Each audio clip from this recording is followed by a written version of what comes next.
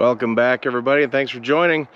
Today I wanted to cover the micro camper that you see here that my father, long story, had built for me while I was gone on a fire assignment back in 2016. This was originally done for myself and my children when they were a lot younger to do a lot of camping in. We used it quite a bit, but the purpose of this video is really to give some folks some ideas on how to build yourself your very own little camper for next to nothing. I want to say the materials for this camper cost somewhere in the range of $300 to $400, and that of course is after the actual trailer itself. So let's get into it, and I'm going to show you everything I can on how to whip one of these up pretty cheap.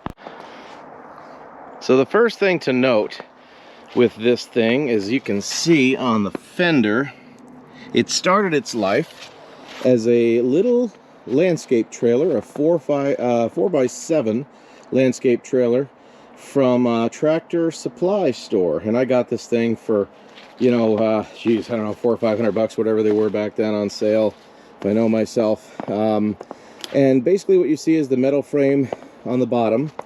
And you can see that we did extend it just like maybe 6 or 8 inches off the back. You have to be careful with that. If you don't have too much weight in the back, it gets the trailer a little bit wobbly down the road. At any rate, this thing is made, if you can see the texture on this, it's what's called poor man's fiberglass. So it's completely coated in like a painter's tarp that is then painted with this mixture of glue and paint. And for the back end, excuse me, it needs some work right now. But for being, let me see, if this was done in 2016, we're talking now it's, you know, 6 years old or so, that it's been sitting out in the elements all of its life. It's held up very, very well. So, I'm gonna pop on the inside here. Now, what's going on is I'm doubling this thing. It has now become my ice fishing trailer, and it's full of gear, so you have to excuse that. And these big things here actually go to cover the ice holes, because we did cut some holes in the floor. But anyways, I want to get to the construction of this thing. It is completely framed by 2x4s that were ripped in half, so kind of 2x2s, if you will. And then the outside is just Luan plywood. And the plywood, as you can see on the edge here, it just had like really, really thin stuff that's like, you know, just over 1/4 inch thick. And then completely coated with the with that poor man's fiberglass. But what I've done here, and you can see we've even constructed our very own usable top hatch. I'll pull that down a little bit, and you can see kind of on the outside. Oh, it's been parked under the trees, but that actually works. It's a vent with a screen and everything. But I wanted to go over these windows, because this is a really cheap way to have windows that have screens. Now, you can see right here, and the other one I have off already, but this is a very kind of cheap and easy way, and apparently it's a idea that comes from the world of sailboating. So you can see it's just a piece of plexiglass here, and sandwiched in the actual porthole is some screen. But if you need a little air, you can do this, and if you're ready to take a little air out, you just stick these in, and you can get these little, looks like I paid 25 cents for these, to clamp those up, and then you've got a window. Just a little real cheap way to get away with doing something like this. Now this whole back end, you can see it's just a piano hinge holding this door, but the kind of the cool thing is, I'll show you just in 1 second. So what I wanted to show you is that the entire back door, we've got these 2 latches, one top and one bottom, open up so that the entire door actually hinges open as well. Now, the reason for that, you can see all the mess that's my ice fishing gear in here right now, and I'll explain what's going on inside. But the reason for that is that even when I was building this micro camper, I wanted to, I'm sliding on the ice, I wanted to be able to use this little thing as an ice fishing shelter. And so I wanted to be able to put a machine like this Honda 3-wheeler, this big red, inside for transport to the lake, and then be able to pull it out, and just like it is right now, be able to pull it out to the location to be used. So kind of building something that's double duty and still having the ability. Now, I've even held several motorcycles inside of this thing, because I put, let me see, I put these rings down, bolted to the floor on all four corners, so that something can actually get inside of here and do that. Makes it super handy. Now, originally, and I'm going to pepper a picture of my children sleeping in here before, but these were the idea of how to keep a little second shelf for like a bunk bed in here, and it worked really well.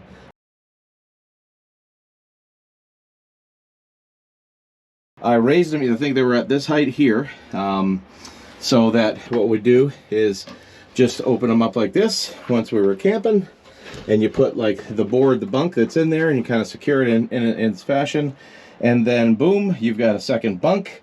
And then myself and a small child are able to sleep inside of this. And we use this. I haven't even looked inside of here yet.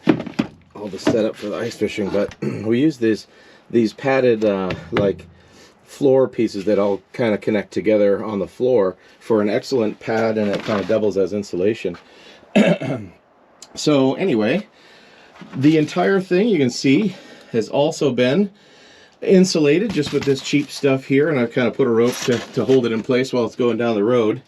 It works fantastically well. It's a cheap way to insulate, and just enough that makes it very, very comfortable. And I did a previous video with the tiny house we have out in the backyard, working on how to heat this thing, and I do use a small propane heater, but I just developed a little Crisco candle to keep it warm in here while we're out on the lake. So yeah, let's see, this whole door closes. Now, as you can see, the big issue that I need to repair right now is the bottom of the door, because this back door was not done with that coating stuff. This is just Luan that was painted, so you can see this bottom piece needs some loving right now. And just another idea that I kind of threw on the side here last season was a way to hold a board that we put on, that we use this now while we're out on the ice, to just be able to have a little table that's very comfortable working height. You can put a little, cooking device on there. You can just throw a snowboard up there or whatever you have for a board. We do use the piece that I take off the back to do that. But anyway, I was hoping that this might give some kind of inspiration or ideas for some folks. As you can see, the outside, these portholes are really, really cool. And I'm not gonna lie to you, every time that we were at a campground with this camper, it gets a ton of attention, especially those little cool like porthole window ideas, and they really work great too, especially with that top vent. But yeah, this thing has served its purpose for sure, and we continue to use it. It's my lakefront property. I joke around come winter time. Now, it's still a very, very mild January up in here in New Hampshire right now, so I'm still waiting on ice to put this thing out there so that I can have my lakefront back, but soon enough, I'm sure. Hope this gave somebody some ideas.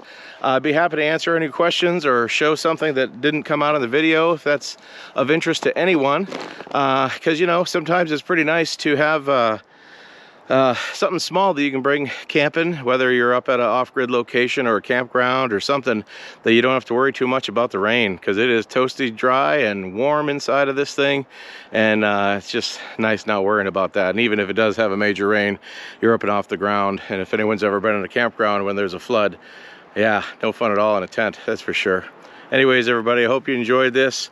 Let me know if there's anything else that you'd like to see about it. And thanks again. Appreciate any likes and subscribes. The channel's really starting to grow right now, and I'm really kind of excited about it. And I can't thank everybody enough for watching. So please like and subscribe. And again, I always tell everybody, get outside and keep your hands dirty if you can. And I'll catch you next time.